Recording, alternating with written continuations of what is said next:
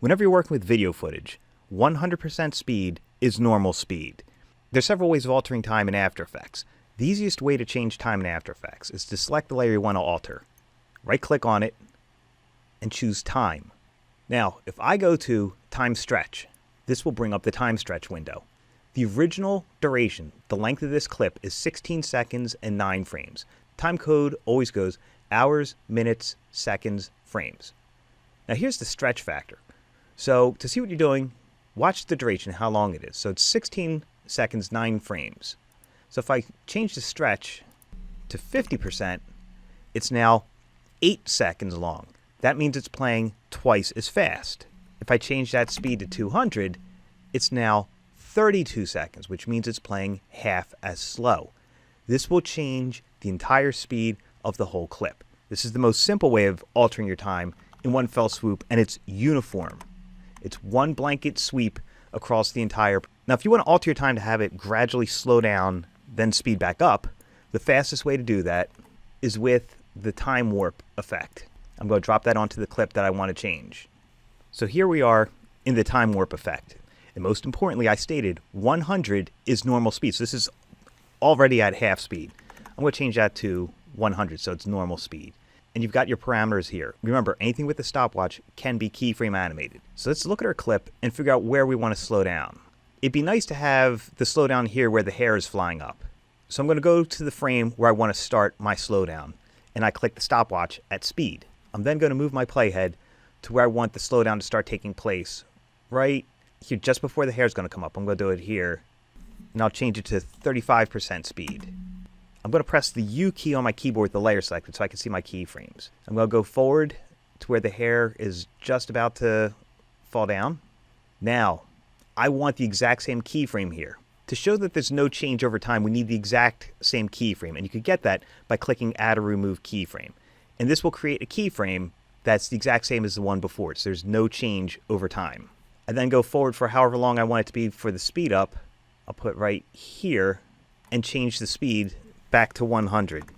So what's happening is it's going from 100 down to 35% speed, staying at 35% speed between these two keyframes, and then speeding back up to 100. And to have this effect look its best, I'm going to select all my keyframes. I could marquee drag them, or just click on the word speed over here, not the stopwatch. That'll delete the keyframes. But if I click the word speed, it'll select all my keyframes. And I could either hit F9 or right click and choose Keyframe Assistant, Easy Ease. So now I'm easing into that motion. And let's preview what the time warp effect did to the video clip. Now you see the slowdown happen, then speeds back up to normal speed. And that's how you alter just a section of time with keyframes using time warp.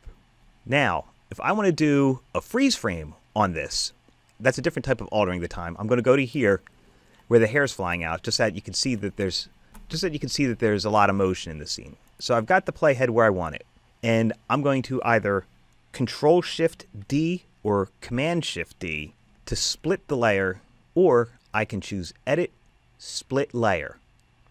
The clip is now split where the playhead is. I'm not going to move the playhead because this is the frame I want. So I'm going to press Command-D or Control-D to duplicate the layer. Now I've got two of them. The one on the bottom is going to be my freeze frame animation. So you can see my layers split here. I'm going to choose the one on the bottom to freeze on that frame. I'm going to right-click the bottom layer and choose Freeze Frame. Now you'll see I've got a hold keyframe here. It's going to hold this video right where the playhead paused it. Now the top layer, the duplicate that we made a duplicate of the split, I can move this anywhere I want in my timeline to have it play back at normal speed. So let's say I want this to be frozen for about 2 seconds. I've moved my playhead. To move this clip, I just hit the bracket key next to the letter P, and it will shoot it down the timeline to where the playhead is. Lastly, I'm going to want to stop this layer where the playhead is. So I'm going to hold down Alt and then hit the bracket that's 2 away from the letter P, and that's going to trim that layer. I might even need to go 1 frame further, but because I'm doing this because when I remove the green screen, you're going to see a duplicate of the dancer, and that's not the effect you want for here. My video will play, stop right there on that frame for as long as I have that layer there, setup, and then the duplicate will continue back at normal speed right above it that I duplicated. So I need to keep this to make sure that there's something there. It's got the hold frame on it. And then once the green screen is removed, I can do whatever I want with the credits in whatever fashion because the dancer will be silhouetted out. And I could animate particles behind them or lines, text effects. It's however you want to be with this effect. There's lots of creative examples to look up on YouTube for freeze frame character title sequences. So I'm going to just quickly remove this green screen and just give an example of it. Remember, I use key light. To save myself some time, I'm going to select these 3 clips now that I have them the way that I want them. I'm going to choose right click, pre-compose, and move all attributes into a new composition because this is playing the way I want and I only want to have to apply the effect once. So it's a uniform green screen removal. So I simply twirl down screen matte. I'm going to adjust the black and the white until this clip is looking the way that I want it to. But first, I go to view. I'm going to change it from source to screen matte. Now, as I said before, I want the dancer to be pure white and the background to be pure black. So I'm going to lower the white, and you can see the dancer fill in. That's looking pretty good. And I'm going to adjust the black until that's pure black. So now that I've got this looking the way that I want it to, I'm going to change from screen matte back to final result.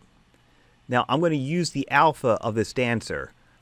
So I'm going to duplicate this pre-comp I made. And the one on the bottom, I'm going to remove the effect. We'll hide the effect just by clicking the Efffects right here by the effect. And that turns off the effect on the bottom. And I'm going to use the alpha from the layer above it as an alpha matte. So I click the bottom one and I choose alpha matte. And you can see the dancer is silhouetted out now. To tighten up this and work some more on it, I'm going to select both of them, pre-compose them, move all attributes. Now I can do my color correcting on here or fill it in with solid color like the iTunes effect.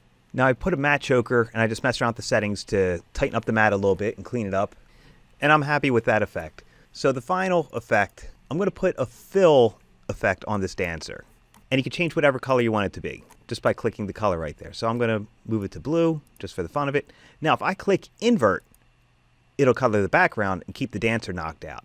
So that's another thing that you can do. You could even keyframe that if you wanted with hold keyframes. So if I go here, this is the frame that the freeze frame occurs. I'm going to go 1 frame before it and click the color stopwatch. I'm going to press U on my pre-comp. I'm going to right click and I'm going to change this to a toggle hold keyframe.